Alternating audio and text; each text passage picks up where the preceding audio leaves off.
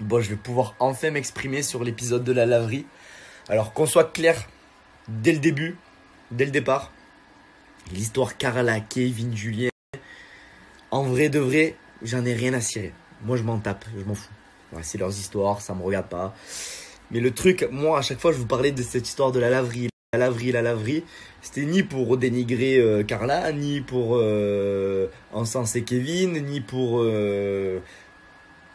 faire passer pour une victime Julien, rien à voir. C'est parce qu'en fait, je crois que c'est la première fois de toutes les téléréalités confondues de l'histoire de la télé-réalité que c'est des candidats qui prennent l'initiative de filmer une séquence.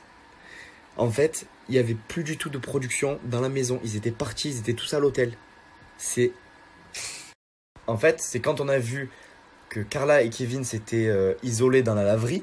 La laverie, c'était une salle d'interview.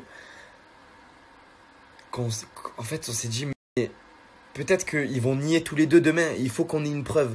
Et en fait, c'était une salle d'interview. Donc autour, il y avait d'autres salles d'interview. Et dans chaque salle d'interview, il y a une caméra.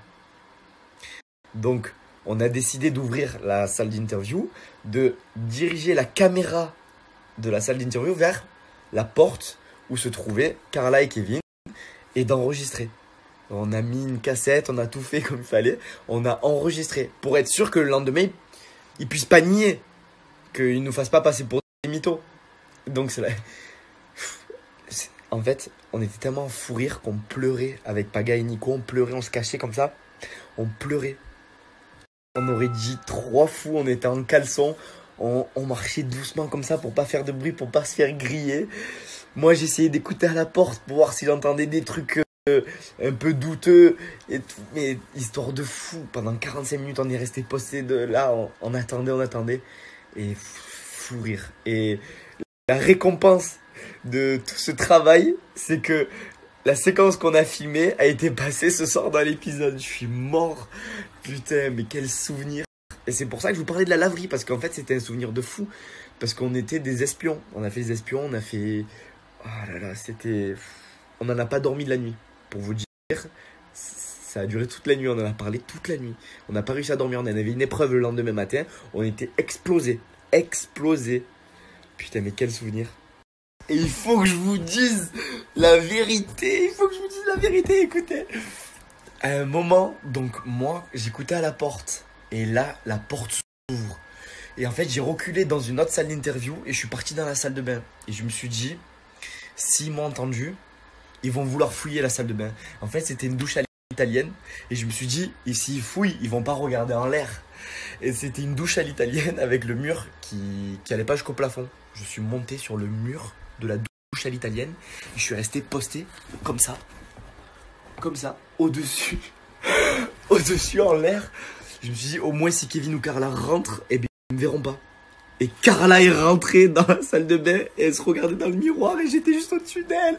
Je suis mort. J'étais juste au-dessus d'elle pendant 5 minutes. Ça a duré 5 minutes. J'étais au-dessus de sa tête, là. Le mur de la salle de bain, elle arrivait là. Il y avait mes pieds ici, au-dessus de sa tête. Elle se regardait dans le miroir. Et moi, j'étais dans la pénombre, donc elle me voyait pas. Et même elle allait pas se dire, il y a personne, oh. C'est pas possible, c'est pas humain. Et je priais le bon Dieu, je vous jure que c'est vrai. Je me tenais la respiration comme ça. Pourvu qu'elle ne me voit pas, parce que si elle me voit, elle fait un arrêt cardiaque, c'est une certitude. J'ai l'impression d'être dans un film d'horreur.